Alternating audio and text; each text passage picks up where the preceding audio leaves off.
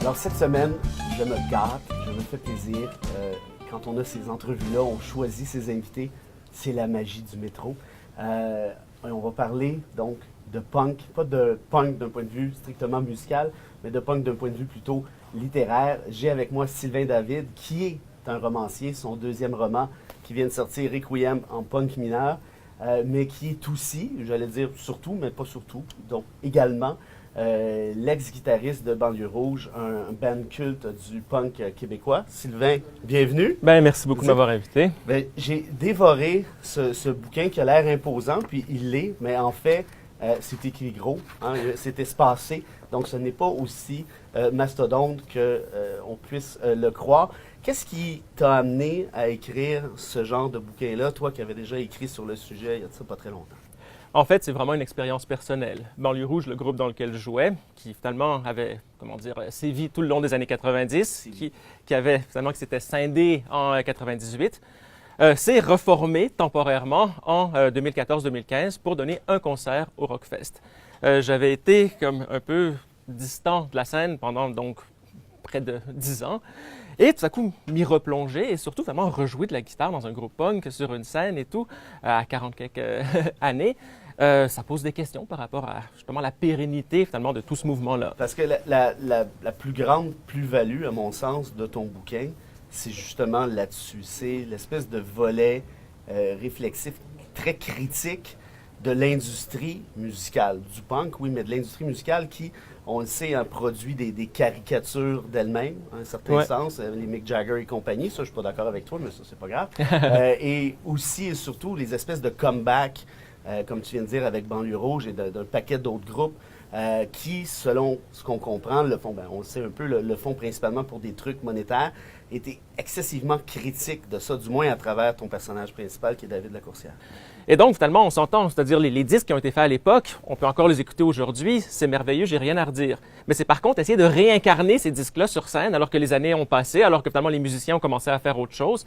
On peut se poser la question, qu'est-ce que ça signifie finalement des concerts de ce genre-là? Il y a un truc intéressant, tu parles de l'espèce de...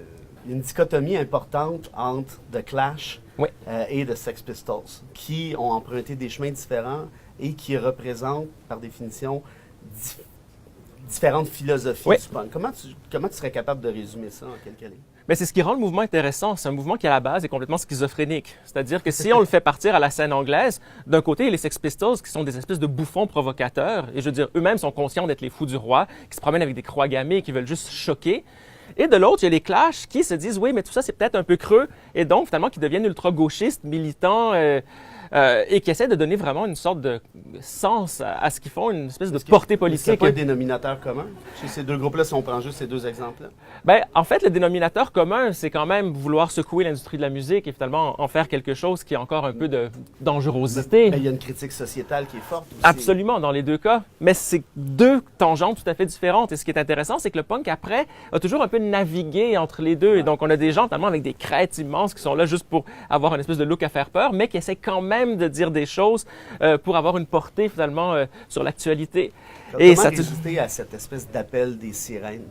Un groupe comme, je sais pas moi, Green Day, qui est quand même ultra commercial, ou peut-être un meilleur exemple, Rancid, qui parle de crête, moi, Rancid, qui est un de mes groupes fétiches et de loin, mais il joue nécessairement un peu le jeu aussi, en quelque sorte. Tu peux pas t'auto-exclure. Je veux dire, si tes chansons sont bonnes, par définition, tu vas avoir un certain succès. Est-ce que tu peux t'auto-exclure volontairement de cette espèce d'industrie-là? Bien, ça, c'est mon côté radical et que j'infuse à mes personnages. Ouais, si on veut que le punk soit un mouvement, eh bien là, finalement, ça implique certains paramètres et ça renvoie généralement, finalement, à des scènes qui sont désormais disparues. Si le punk est un style musical, j'aime le son, j'aime finalement le feeling que ça donne en concert, eh bien là, il y a toutes sortes de groupes qui reviennent et qui peuvent être intéressants à aller voir. Mais c'est que ça n'a peut-être plus la même portée. Et donc, en fait, moi, je m'interroge beaucoup par rapport à ça, c'est-à-dire ceux qui ont cru au punk comme étant vraiment une sorte d'éthique, une sorte d'exemple. Ce qu'on voit sur scène aujourd'hui, c'est le même son, si on l'apprécie, mais ce n'est peut-être plus finalement la même chose tout à fait. Il y a une intrigue policière là-dedans. Il y a une tentative de meurtre. Je ne sais pas comment ça se finit. étais-tu en contact avec des gens de la SQ ou du SPVM pour nourrir tes réflexions? Non, je dois avouer que finalement, l'élément roman policier vient surtout du fait de ma boulimie de lecture de romans policiers depuis des années et des années. Donc des emprunts ici et là d'un point de vue général. Oui, bien sûr, c'est-à-dire l'intrigue roman policier, l'intrigue polar est là en fait pour encadrer une réflexion sur la musique. J'avais pas envie de faire un essai, notamment parce que j'avais pas envie de prendre position. Disséminer tout ça dans des personnages, c'est beaucoup plus intéressant. Et pour pas que ça soit trop plate, j'ai décidé que finalement, il y allait avoir comme de l'action. Oui, il y a de l'action, puis la prise de position est quand même assez claire. C'est bien. Oui, mais il y a aussi une volonté un peu comme d'accessibilité, c'est-à-dire il y a deux personnages principaux dans le roman. De un, finalement, il y a un collectif finalement de vieux punks aigris, représentés entre autres par un certain David Lacourcière, qui permet finalement de faire passer toute une réflexion assez pointue sur le punk. Mais de l'autre, le côté polar, ça permet finalement de mettre en scène une détective, Julie-Pierre Dubois de la SQ, qui elle finalement arrive de nulle part et finalement découvre tout ça. Donc, il y a aussi un côté un peu pédagogique, c'est-à-dire je veux faire comprendre aussi ce qu'est le punk pour ceux qui ne sauraient pas vraiment ce que c'est. Pour ceux qui veulent apprendre ce qu'est le punk, excellente introduction.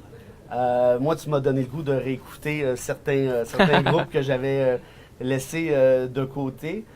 Et la réflexion est particulièrement intéressante sur l'aspect commercial de la chose. Je sais que ça peut sembler cliché, mais tu vas vraiment en profondeur à ce niveau-là. Puis ça, là-dessus, je t'en félicite.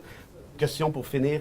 Le groupe punk préféré de Sylvain David, groupe punk qui n'est pas souillé par la commercialité? Oh, qui n'est pas souillé. Bien, dans ce cas-là, ça serait évidemment Crass, qui est comme la radicalité absolue. Mais bon, on s'entend que c'est pas toujours facile à écouter.